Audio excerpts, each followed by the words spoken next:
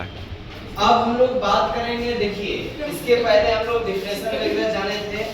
अब यहाँ हम लोग एक डाइजेस्टिव सिस्टम के माध्यम से हम लोग समझेंगे कि आखिर उसका क्या फंक्शन है। प्रत्येक डाइजेस्टिव सिस्टम के अंतर्गत जो अलग अलग पार्ट देख रहे हैं, इसमें क्या सा फंक्शन है। ठीक है, मनुष्य के अंदर जो डाइजेस्टिव सिस्टम है, इसके द्वारा जो पाचन की अभिक्रिया जो होती है, सर्वप्रथम हमने किसमें कहा, माउथ में। यानी our oral cavity is the most important parts of the digestion. This is the initial, this is the primary digestive system, है ना। ये हमारा प्राइमरी डाइजेस्टिव सिस्टम है, जहां की हमारे oral cavity में जब कोई भोजन जाएगा, यानी जब स्टार्च जो है वो हमारे माउथ में जाएगा, अब क्या होगा भाई, उसको सबसे पहले टीथ के द्वारा उसको काटा जाएगा, है ना, चिबाया जाएगा, फाड़ा जाएगा। तो क्या क्या होगा, जैसे कि सपोज दैट ये स्टार्च के साथ यहाँ जब हमारे क्या कर सकते हैं, टीथ के द्वारा जब उसको चिबाया पीसा जाएगा, तो क्या होगा कि वो सलाइवा के साथ मिक्स हो जाएगा। तो भाई सबसे पहले टीथ के बारे में समझिएगा। ये जो आप देख रहे हैं फ्रंटल जो टीथ है ना, आगे वाला, ये इंसाइजर होता है जो काटने का काम करेगा। आप लोग सेब वगैरह खाते होंगे तो इसी से काटते होंगे।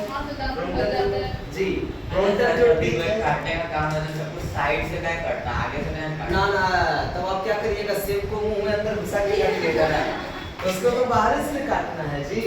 लेकिन सर यही वाला इधर वो वहाँ ज्यादा चिबाया जाता है ना, उसको पीसा जाता है, स्मॉल फॉर्म में लाया जाता है। लेकिन शुरुआती में यदि किसी फूड सब्सटेंस को अगर काटना होता है तो इंसाइजर के माध्यम से उसको क्या करते हैं, काटते हैं।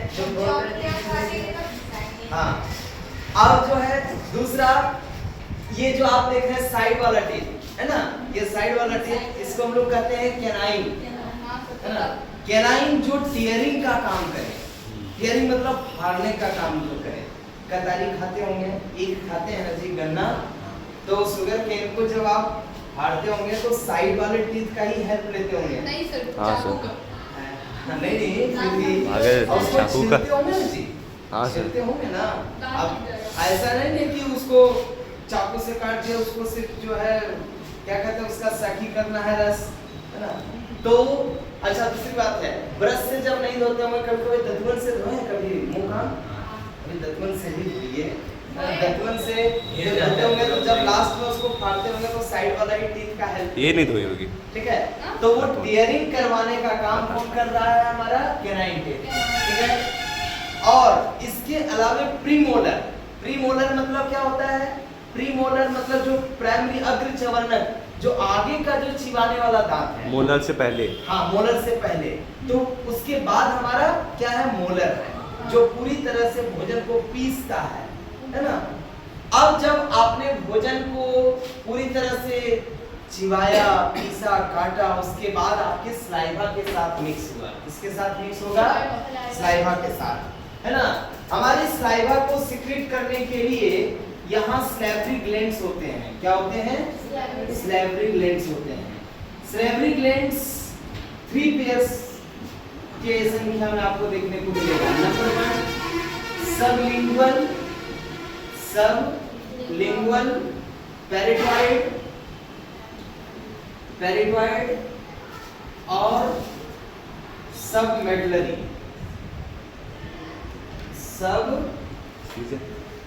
मेडुलरी। देखिए, अरे कहने का मतलब ये हो गया कि ये जो आप देख रहे हैं 3 पेयर्स ऑफ स्लेवरी ग्लैंड्स, जिसमें कि पहला क्या है, सबलिंगुअल ग्लैंड्स। ये जो देख रहे हैं ना, जबड़े के नीचे, यानी ये जो जबड़ा है, लोअर जो है उसके नीचे यहाँ आपको गिल्टी महसूस होगा, ये आपका स्लेवरी ग्लैंड्स है, जो कि खासकर ये इस शेप में आपको देखने को मिलेगा। पूरी तरह से ट्रायंगुलर नहीं रहता है, लेकिन ट्रायंगुलर के जैसा देखने को मिलता है। यहाँ से साइवा सीक्रेट होगा। हायर क्लास में आप लोग पढ़ेंगे स्लेवरी ग्लैंड्स के एनाटॉमी को, तो यहाँ आपको देखा ये मतलब देखने को मिलेगा कि प्रत्येक जो आपका ये सेल है, इस सेल से स्लाइवा सिक्रेट होता है। जिस स्लाइवा के कॉम्पोजिशन को समझिएगा 90% वाटर होगा और 10% में ऑर्गेनिक और इनऑर्गेनिक सब्सटेंस होंगे। इनऑर्गेनिक और ऑर्गेनिक सब्सटेंस होगा। समझते हैं इनऑर्गेनिक और ऑर्गेनिक? ऑर्गेनिक का अर्थ होता है दोस कंपाउंड्स हैव कार्बन, वैसे कंपाउंड जिसमें कार्बन की मौजूदगी है, उपस्थिति होती है। आप लोग इसके बाद के चैप्टर में पढ़ेंगे कार्बन कंपाउंड्स का, शायद केमिस्ट्री का एक टॉपिक होगा, है ना, जिसमें आपको पढ़ाया जाएगा कि each and every organic compounds will be made up of carbon, है ना। जितने भी ऑर्गेनिक कंपाउंड्स हैं वो क्या चीज का बना होगा? कार्बन का बना होगा। जैसे कार्बोहाइड्रेट हो गया, प्रोटीन हो गया, फैट्स हो गया, ये सारा क्या होता है? ऑर्गेनिक कंपाउंड होता है। तो ये खासकर 90% में वाटर की उपस्थिति होती है। अगर मान लिया जाए आपकी ओरल कैविटी में अगर 100 ml अगर स्लाइवा है तो उस 100 ml में से 90 ml जो होगा वो वाटर की उपस्थिति होगी, 10 ml में जितने भी ऑर्गेनिक और इनऑर्गेनिक सब्सटेंस होगा। इनऑर्गेनिक सब्सटेंस में आपको यहाँ मिनरल्स देखने को मिलेगा, जैसे कि मैग्नीशियम हो गया, सोडियम हो गया, क्लोरीन हो गया, आयरन हो गया। These are the different minerals are present in our saliva, which is responsible for digestion of the food materials. Apart from it will also killing the different germs. हमारे अंदर जो germs आप देख रहे हैं, अगर भाई environment तो हर समय खुला है ना, इस environment में हम लोग जी रहे हैं, तो हमारे saliva के अंदर भी तो भाई वो जर्म्स जा सकता है, बैक्टीरिया है, वायरस है, फंगस है, वो तो जा रहा है। लेकिन हम लोग सुरक्षित कैसे रह रहे हैं? कारण है कि हमारे स्लाइवा में वहां जो मिनरल्स की उपस्थिति है, इनऑर्गेनिक सब्सटेंस है, कुछ ऑर्गेनिक सब्सटेंस है जो इम्यून सिस्टम की भांति काम कर रहा है, उसको मारने का काम कर रहा है। तो ये इस डाइजेस्टिव सिस्टम में से हमारे सैलिवरी ग्लैंड से जो स्लाइवा निकल रहा है, ये सबलिंगुअल हमारे लोअर जबड़े के नीचे होते हैं। और दूसरा है पैरेटॉइड ग्लैंड्स। पैरेटॉइड ग्लैंड्स जो कि कान के जड़ के पास रहता है, वन पेयर्स की उपस्थिति में। और एक पेयर जो देख रहे हैं वो हमारे जहां जीभ जुड़ा हुआ आपका है, वो जीभ जहां जुड़ा हुआ रहता है उस जगह उपस्थित होते हैं एक जोड़े की उपस्थिति में। मतलब 3 pairs of salivary glands are present in our oral cavity. Each and every salivary gland will responsible for the secretion of the saliva. इस salivary gland से saliva का secretion होता है, जो कि उससे हमारे भोजन को डाइजेशन करने में हेल्प मिलता है। क्या मिलता है समझिएगा। मैंने यहाँ बताया कि सपोज दैट ये जो देख रहे हैं, जैसे कि आपने खाया स्टार्च, ये स्टार्च के साथ स्लाइवा को मिक्स किया, यानी स्टार्च जो है वो स्लाइवा के साथ मिक्स हुआ। हमारे सैलिवरी ग्लैंड से जो स्लाइवा निकला हुआ है उसमें यहाँ एंजाइम्स की उपस्थिति होती है, जो हम लोग टाइलिन एंजाइम्स के नाम से जानते हैं। टाइलिन एंजाइम्स, है ना, पी से स्टार्ट है वर्ड, यहाँ पी साइलेंट होगा। टाइलिन एंजाइम्स जो कि ये भोजन जो स्लाइवा के साथ मिक्स हो गया है वो अब मल्टोज बन गया। क्या बन गया? मल्टोज बन गया, यानी वो मल्टोज के फॉर्म में आ जाता है। जब आप भोजन खाते हैं ना, और जब स्लाइवा के साथ मिक्स हो जाता है, जीभ के हेल्प से उसको मिक्स किया जाता है, तो जब वो मिक्स हो जाएगा तो मल्टोज कहलाएगा। क्या कहलाएगा? इसके अलावा एक डेक्स्ट्रीन होता है। क्या होता है? डेक्स्ट्रीन। डेक्स्ट्रीन का नाम सुने हैं? डेक्स्ट्रीन नहीं सुने। डेक्स्ट्रीन मतलब होता है कि जैसे वो भी स्टार्च के साथ ही मिलता है, यानी स्टार्च और स्लाइवा के साथ ही मिक्स होगा, लेकिन वो डेक्स्ट्रीन तब हम लोग कहेंगे जैसे कि कुछ ऐसे हार्ड सब्सटेंस को आप खाए, जैसे वो मकई उकई का जो भुना हुआ जो ये क्या कहते हैं, जो ग्रेन्स वगैरह रहता है, उसको जब आप खाते हैं तो देखते हैं उसका स्वाद थोड़ा लेट से आता है। जब स्लाइवा में पूरी तरह से मिक्स हो जाएगा तब आपको स्वाद पता चलेगा कि हाँ ये शायद भोजन था, इस तरह का स्वाद था। तो जो भोजन थोड़ा लेट से उसके स्वाद में पता चले, है ना, उसका टेस्ट थोड़ा लेट से जब पूरी तरह से सलाइवा के साथ मिक्स हो जाए, तब जल्दी हमको पता चले, तो उसको हम लोग डेक्स्ट्रिन कहेंगे। क्या कहेंगे? डेक्स्ट्रिन कहेंगे। वो भी सलाइवा के साथ ही मिक्स होता है, लेकिन वो माल्टोज के जगह हम लोग डेक्स्ट्रिन लिखते हैं। यानी हार्ड सब्सटेंस को वैसा खाए जो कि पूरी तरह से हमारे सलाइवा के साथ जब मिक्स हो जाएगा, तब वो हमारा डेक्स्ट्रिन कहलाएगा। क्या कहलाएगा? डेक्स्ट्रिन कहलाएगा। उस समय टायलिन एंजाइम्स जो देख रहे हैं वो उसको डाइजेस्ट करने में मदद किया, मतलब जो स्टार्च था उसको डेक्स्ट्रिन या माल्टोज में कन्वर्ट करने का काम किया। जब तक वो माल्टोज में कन्वर्ट नहीं हो जाता है, डेक्स्ट्रिन में कन्वर्ट नहीं हो जाता है, तब तक वो एक पूरी तरह से स्टार्च का डाइजेशन नहीं होगा। ठीक है, तो सलाइवा के साथ मिक्स हुआ। इस दौरान अब थोड़ा टंग के बारे में जानिएगा। यहाँ जो आप टंग देख रहे हैं, ये टंग, इस टंग में आप लोगों ने पढ़ा होगा कि यहाँ स्वीट्स का पता चलता है। कौन सा टर्म है सर? क्या नाम है? इंसिजर हैं? इंसिजर नहीं, टंग टंग। अच्छा, यही तिरछा टंग लेके मोतीला टंग का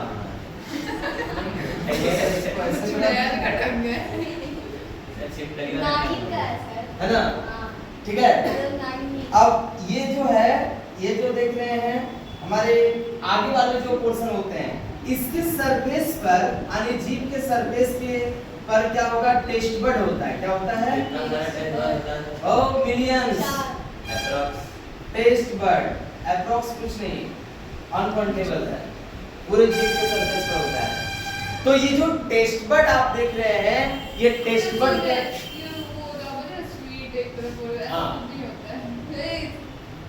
टेस्ट बड क्या करता है? होता है, होता है। ये टेस्ट अनुभव होता है। हाँ सर। नहीं, अब देखिए क्यों लगता है वो समझिएगा।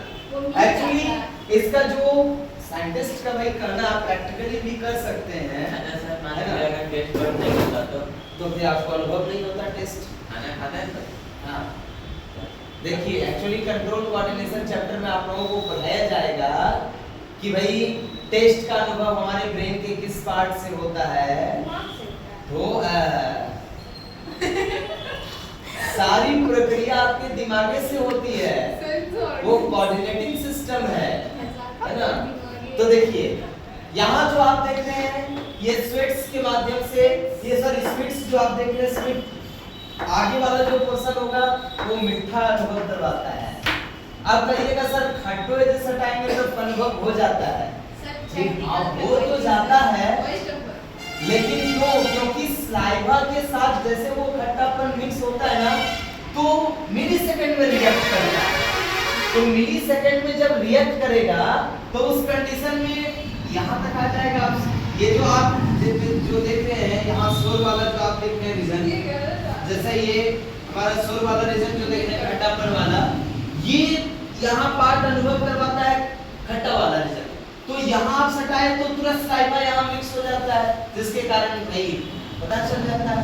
ठीक है, हमारे सलाइवा के साथ वो जो सब्सटेंस आप खा रहे हैं खट्टापन वाला मिक्स होने के बाद यहाँ पता चल जाता है। तो हम लोग को लगता है यही पता चला है ना, लेकिन वास्तविक में वो यहाँ है।